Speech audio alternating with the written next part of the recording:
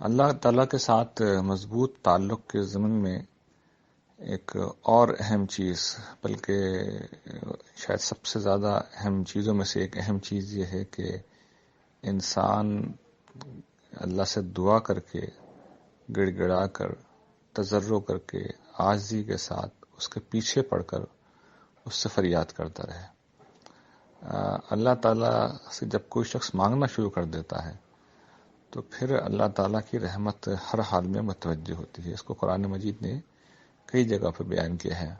وَقَالَ رَبُّكُمْ ادْعُونِي أَسْتَجِبْ لَكُمْ، تمہارا رب یہ کہتا ہے کہ مجھے پکارو، میں تمہاری پکار کا جواب دوں گا۔ وَإِذَا سَأَلَكَ عِبَادِي أَنِّي فَإِنِّي قَرِيبٌ، تو میرے بندے جب تم سے پوچھتے ہیں میرے متعلق تو بتا دو کہ میں قریب ہوں۔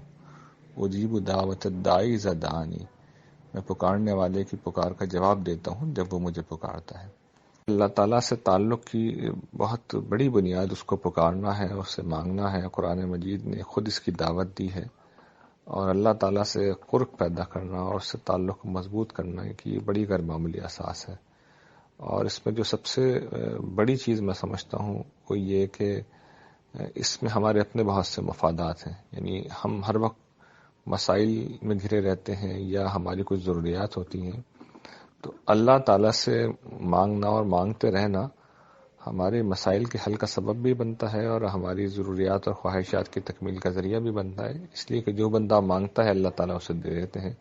اور فرض کر لیں کسی وجہ سے کوئی دعا مؤخر ہو رہی ہے اور قبول نہیں ہو رہی، تو اللہ تعالیٰ اس کے بدلے میں بہت کچھ عنایت کرتے ہیں۔ تو اللہ سے مانگنا کبھی ضائع نہیں جاتا، اس کو ہمیشہ ہمیں اپنا معمول بنانا چاہیے۔ اس کے بڑے غیر معمولی نتائج نکلتے ہیں، لیکن ہوتا یہ کہ نتیجہ تھوڑے عرصے بعد نکلتا ہے۔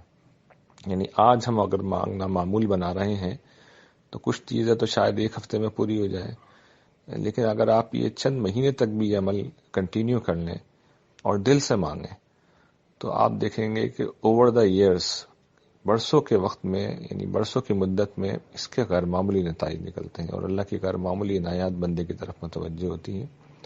تو اس کو اپنا وظیفہ بنانا چاہیے اور اللہ تعالیٰ سے مانگنے کو معمول بنانا چاہیے۔ جزاکم اللہ خیرا۔